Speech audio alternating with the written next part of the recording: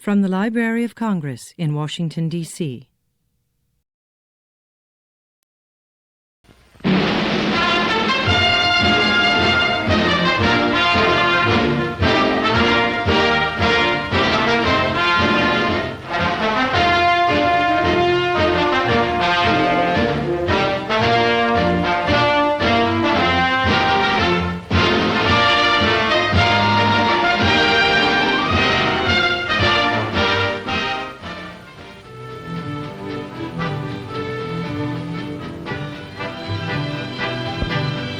This is the story of centralized traffic control, an amazing electrical development in modern railroading. Here we have a passenger train speeding westward toward the Pacific coast. And here's an eastbound freight headed for Chicago on the same track. Miles away, the dispatcher can tell at a glance just what is happening. The high-precision equipment in front of him advises him of the exact location of every train in his division, and he may be controlling operation for as much as 250 miles. His job right now is to get those two trains past each other by using a siding. He sets switches and pushes buttons. And miles away, a switch opens. A signal light changes. The eastbound freight pulling 100 or more cars at high speed. The watchful engineer spots the warning signal. Speed is reduced.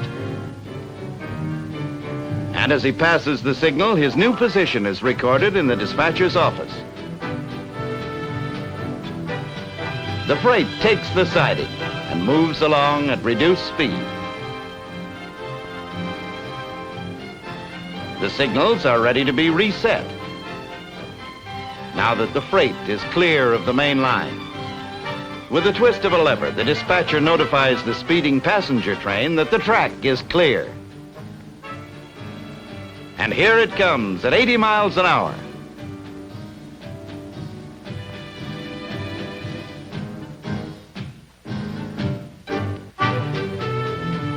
Thanks to the magic of centralized traffic control, the trains pass.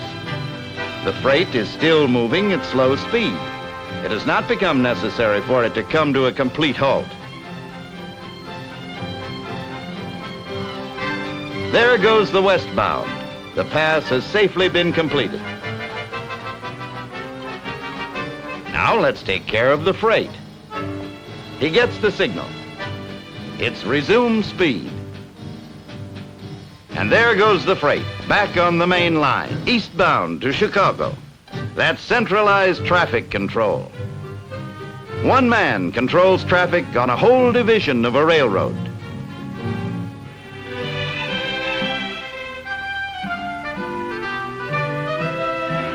When you bought your car with its powerful engine, luxurious interior, and beautiful body job, you probably had things like this in mind.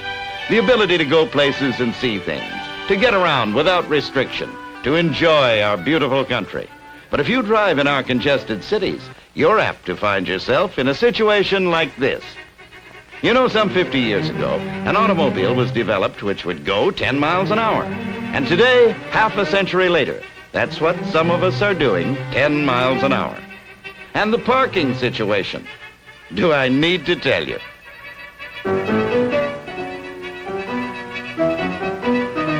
You bought your car for convenience, safety, and pleasure.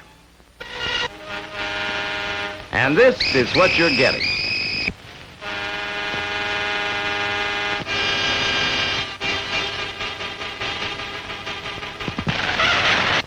And this is where you're apt to end up. Why? Maybe we've been approaching the problem from the wrong angle. We've been thinking in terms of moving traffic, when we should think in terms of moving people. For example, look at all the cars in this typical downtown block, many of them carrying only one or two persons. All the people in all these cars jamming traffic would fit in just one bus, taking only a fraction of the space. And with all those cars gone, that bus would really get people there in jig time. In a typical city block, one trolley coach affords enough transportation per trip to remove the need for as many as 50 parking spaces. And a modern streetcar with its large capacity handles enough traffic each day to remove hundreds of cars from congested downtown areas. A modern high-speed transportation system carries as much traffic as 100 lanes of automobiles. And short surface trains, often operating along freeways, offer speedy, convenient transportation.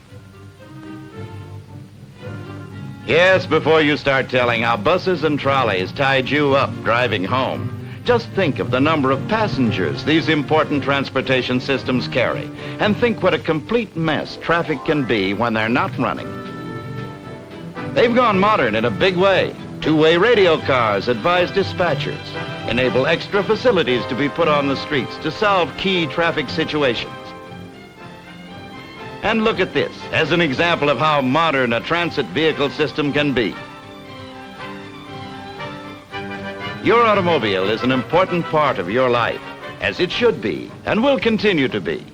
And if you believe the problem of congestion can be helped by moving people instead of moving traffic, you'll realize the importance of trolleys and trolley coaches.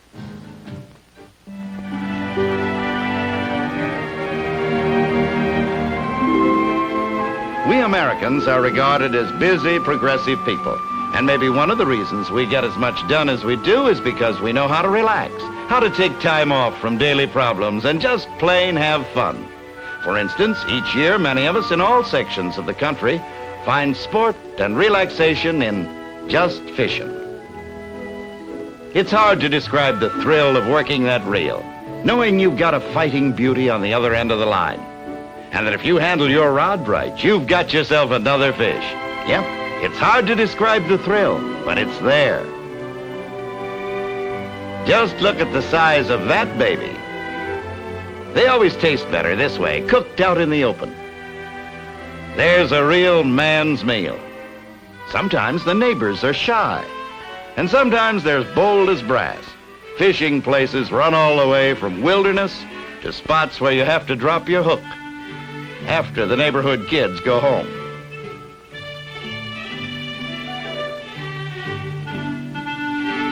Some people fish in lakes. In fact, a lot of folks say it's the only kind. One thing about it, you can get to your favorite fishing spot in a hurry. And some people fix it so they can fish almost off the front porch. Fishing in the ocean is still another kind of fishing. And probably one of the greatest friendly arguments of all times goes on between freshwater fishermen and those who go in for the big ones from the briny deep. But the idea is the same: relaxation away from the cares of the world, pleasant companionship, and the thrill of catching that big one. It's a great sport, no matter where you go. You can have the time of your life just fishing.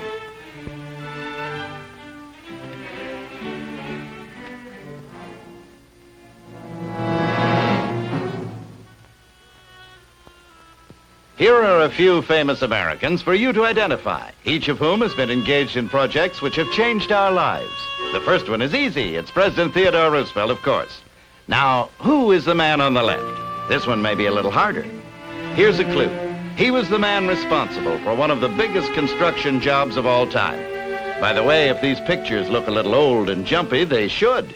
They were filmed clear back in 1914 at the actual opening of this great achievement, the Panama Canal. And the man we wanted you to identify was the chief engineer for this project. The man on the left, Colonel George W. Goethals. Who is the man seated at the desk? He's one of America's greatest inventors of all time.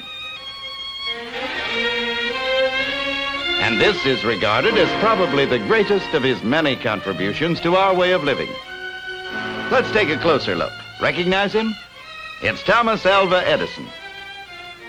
Here is Mr. Edison with another electrical wizard, the man we'd like you to identify. The man with Edison was a mathematical genius. He obtained patents for over 200 improvements in the field of electricity. He was known as the father of alternating current. He is Charles P. Steinmetz. Now, who is this man? He was a general in spite of that collegiate coonskin coat. He was one of our country's earliest believers in air power, and caused a considerable furor when he demonstrated a thing like this could happen.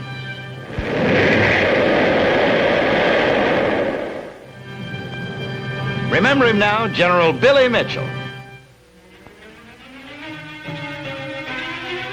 Remember the planes of World War I? And these early crates, we've come a long way since then. And in the last few years, too. Here are actual films of the first jet flight in America, October 1st, 1942.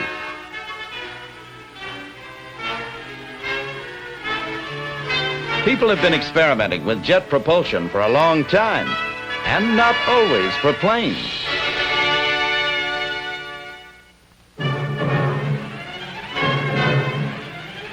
The principle of jet propulsion is found in Newton's third law of motion, which states that for every action, there is an equal and opposite reaction.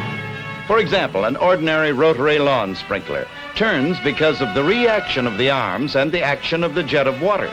It does not turn because the water squirted out pushes against the air. It would spin just as well in a vacuum. Similarly, a jet plane flies because of the reaction to the jet, not because the jet pushes against the air behind it. The engine itself, with modern developments, consists of two rotating elements: the compressor and the turbine, which are both mounted on a single rotating shaft. Air is drawn in, compressed, and packed into the firing chambers where the fuel is injected. The constantly burning fuel tremendously increases the energy of the enclosed gases which rush through the turbine and out. The turbine, operating like a windmill, supplies the power to spin the compressor.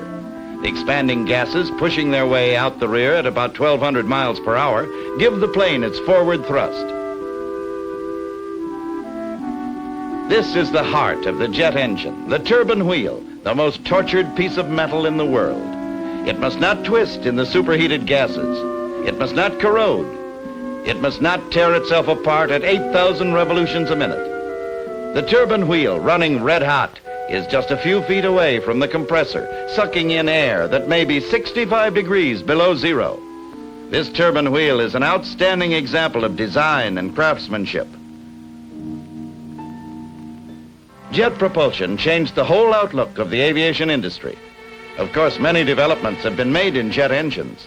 Each new model is more powerful and more efficient than the last one.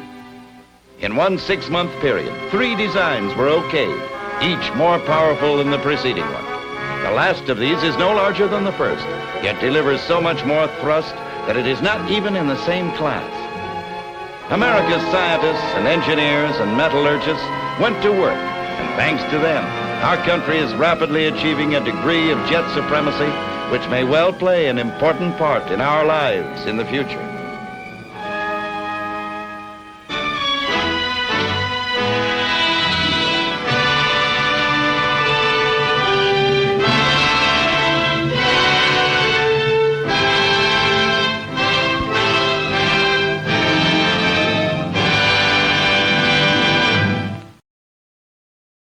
This has been a presentation of the Library of Congress. Visit us at loc.gov.